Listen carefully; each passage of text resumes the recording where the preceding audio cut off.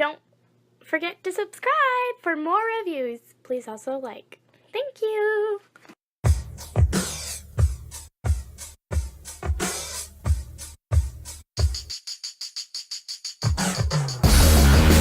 I don't know what's real anymore. I've opened up the door to nowhere. Hello there everyone, this is Tom again, and today we will be taking a look at the MFT-22 Slagus. I think this is Mech Fans Toys, I think.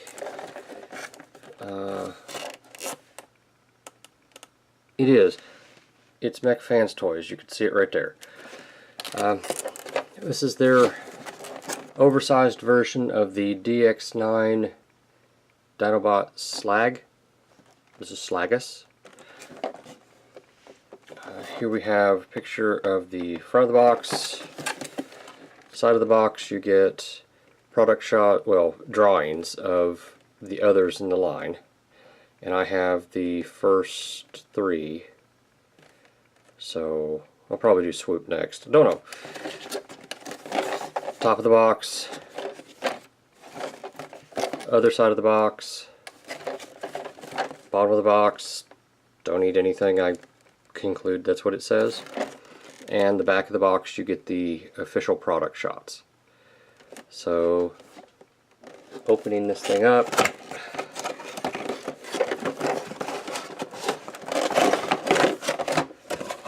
Empty box. Alright, we'll set this aside. You get a baggie of instructions on how to do what not and what for. And you get the figure, a silver sword, and a gun.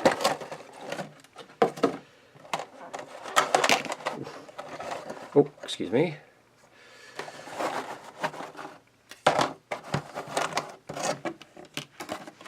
Alright, we can set these aside. Let's take us a look at the accessories. Here we have the silver sword, and it's just a silver sword. This is the same sword that they had with the DX9, only instead of clear translucent it's red. It's silver. Let's see, where'd the gun go? Well, here it is. The gun here, can you all see that? Let's try this way. The gun is, it's got a little bit of detail on it. There's some right here, there's some up here. It's very, very, very light. I mean, it feels almost hollow. It's so light. It feels like it weighs absolutely nothing. All the weight of this is back here. I bet you this is completely hollow. It's really, really thin.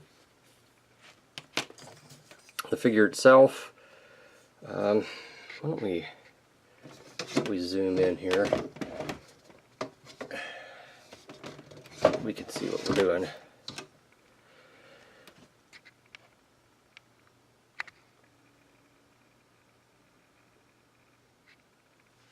Getting up close and personal here with Slagus.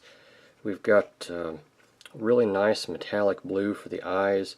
He's got a little bit of silver right there at the top. Let's see here.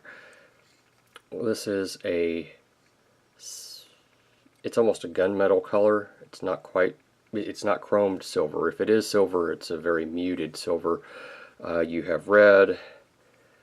Let's see here. This is closer to what I would call cartoon gray than metallic. Coming down the figure, black plastic, some more of that cartoon color gray plastic. These are yellow. Let's see here. You have the smoked translucent right here, which, okay. Back of the figure looks like this. A little bit of detail right there. Yellow, which is pretty good. Probably could have used one more coat, but not bad. It doesn't match the yellow plastic, so it's actually a fairly nice contrast. Yeah, alright, let's cover articulation here real fast. The head is on a ball joint. It can turn if you can get to it.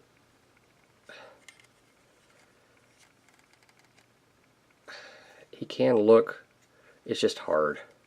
It's hard to get it where you want it to go because there's so little clearance. But it can be done. He can look up that far. He can look down a little bit.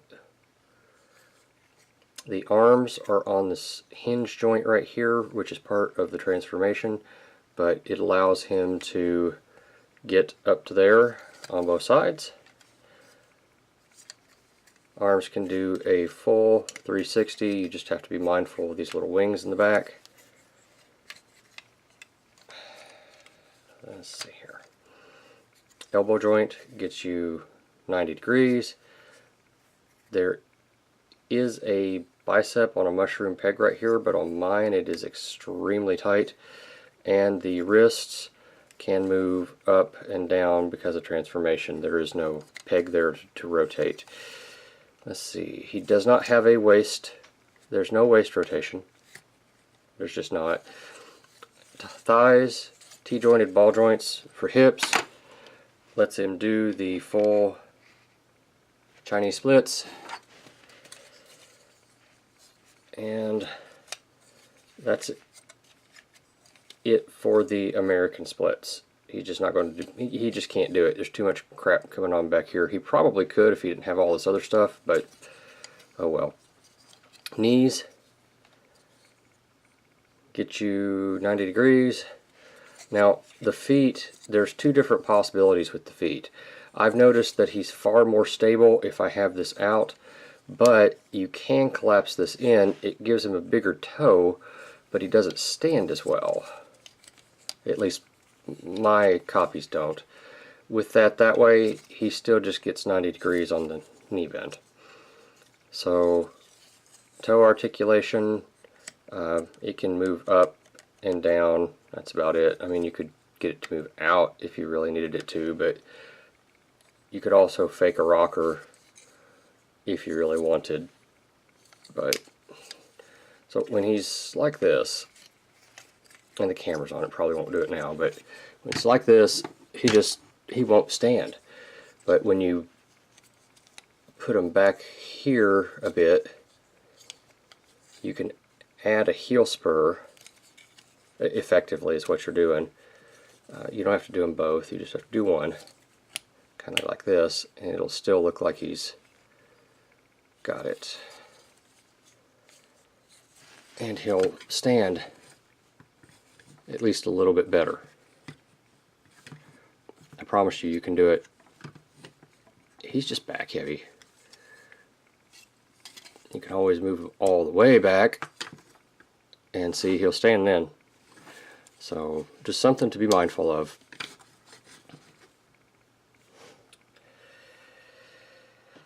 He stands, he's coming in at to the top of his head about 6 inches, maybe 6.5 to the top of this.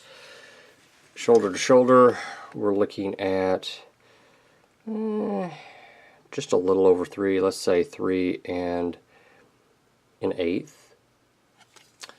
Depth wise, let's see, this is going to be difficult. Going to have to guesstimate here a little bit. Right here is the back, and right here is the front. Let's say it's 3 1/4. Okay. Now, let's do some size comparisons.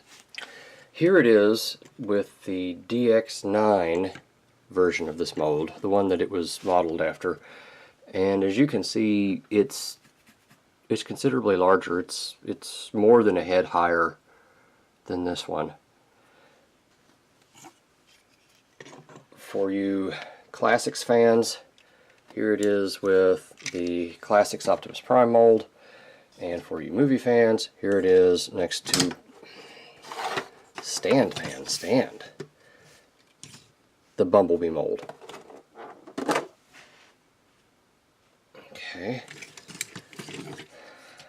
Here it is with animated, and oh, come back here. Here it is with quick strike, because we have to have our beast formers fixed, don't we? We now stand. Okay. And let's see here. Here it is next to that really super detailed Optimus Prime. And that Optimus I got in my gift set, sense of scale. And here it is next to the DX9 Megatron, which doesn't really work. And of course, here it is next to Nemesis, my signature Legends figure. So he's tall. He's pretty good sized.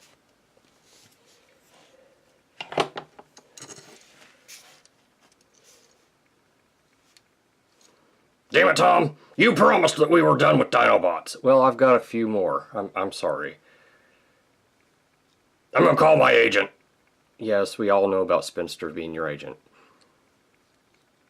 Damn it! I don't have a good comeback. Ah, Spinster! Oh, sometimes you just get too much free time, folks. Okay, so we're going to transform it in just a second, but first I need to show that he can indeed hold his weapons. You've got your standard 5mm port here. You just have to be really careful with this gun. And here is his sword. So yes, he can indeed hold both of his weapons. Alright. I'm going to back out just a touch, and we'll transform it. So the first thing you need to do is come up here and lift this up. And on mine, there's a little bit of a clearance issue, because that's as far as that'll go. I can't shut his jaw all the way. I may be able to come here and sand that down a touch, because it's supposed to go, but it doesn't. Okay. Next thing, come back here and unfold the feet so that you can make the tail. Now, I'm doing this in no particular order, so if you have a different way of doing it, it doesn't really matter. As long as it gets done, that's what counts, right? Right. So go ahead and pull the chest up. Put your arms to the side. It just makes it a little bit easier. Pull this out from the back. Okay, and push those up. Rotate your chest around like that, and that will allow you to get these down here where they'll eventually end up. Your legs just fold back in your typical Dinobot fashion. That's not new at all. Go ahead and get those folded back. Now, this part,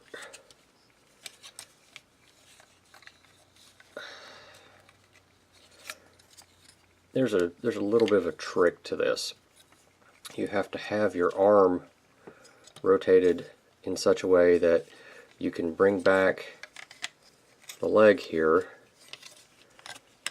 and rotate it around. Maybe that's it. That's not it. Here we go, like this.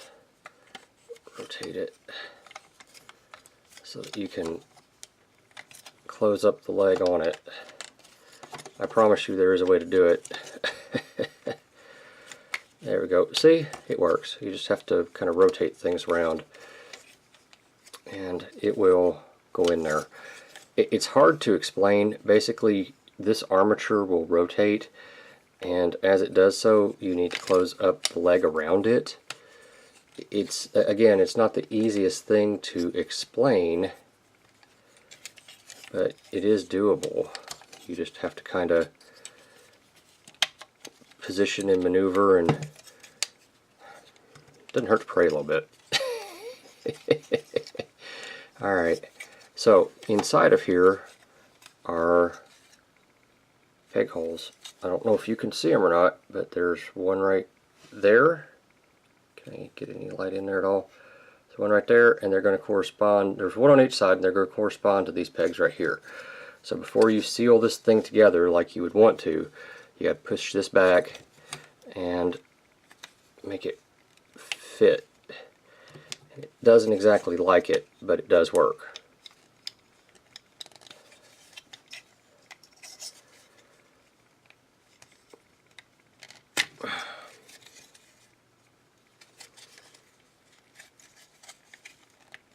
There's one.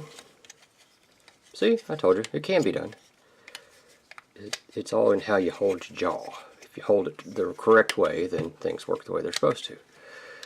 Go ahead and pinch all this together. Alright, and you can bring down, put your fists in, bring down the legs so that they look like dino legs. Now the last thing you need to do is bring down the wings on both sides, and they get caught usually right here by the crest.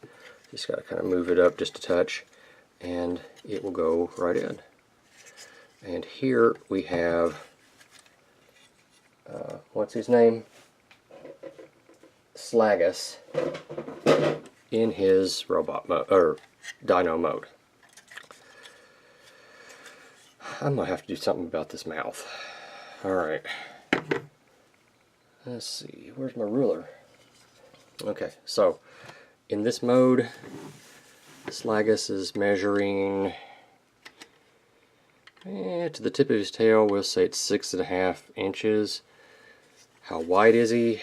That really shouldn't change. About 3 inches, I would say. How tall is he? 3 1/4, 3 1/2, somewhere through there.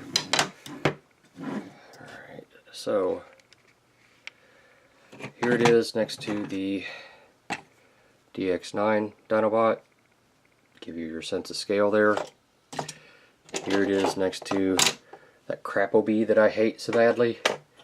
And here it is next to, or with a Legion scaled Ultra Magnus. And now, to answer the burning question on everyone's mind, how does the Mech Fans Toys Slagus scale with Metroplex? Ooh, and here you can see he does just fine in his hand. He looks pretty good, actually, I think. And here he is in the hand of Metroplex, and as you can see, Metroplex can hold him just fine. So he is hefty, but he's not horribly hefty. And there's Wreckgar. Wreckgar sitting there saying, "Wee! Giddy up, horsey!" Final thoughts wise, I like this thing. It's a good size. I like the scale of it. I like it better than the DX9 one, to be honest with you, even though I do like the coloring on the DX9 one better. This feels good. It's nice. It's heavy. Cleans up well. I will fix this. That is an issue, but trying to get it to work, to force it, I've got myself a stress mark there. And I did that stress mark. It's the only one I've found on this robot. And if I didn't mention it before, he's got pretty blue metallic eyes right there. And these horns are red. They're red metallic. So I do like this thing. I like it quite a bit, actually. I like the proportions. I like the scale. I like the coloration. The gun is a headache. But when you put them side by side, honestly, I like the DX9 one. Don't get me wrong, and it has a place. But I like Slagus as my robot. So, yeah. As far as final thoughts go, I recommend him if you're interested in this type of thing. If you're not, you know, the DX9 there's absolutely nothing wrong with it. So, whatever you decide for your Legend scale, I think you'll be just fine. Thanks for watching. And thank you for watching my Papa's channel. Please subscribe and like. Thank you.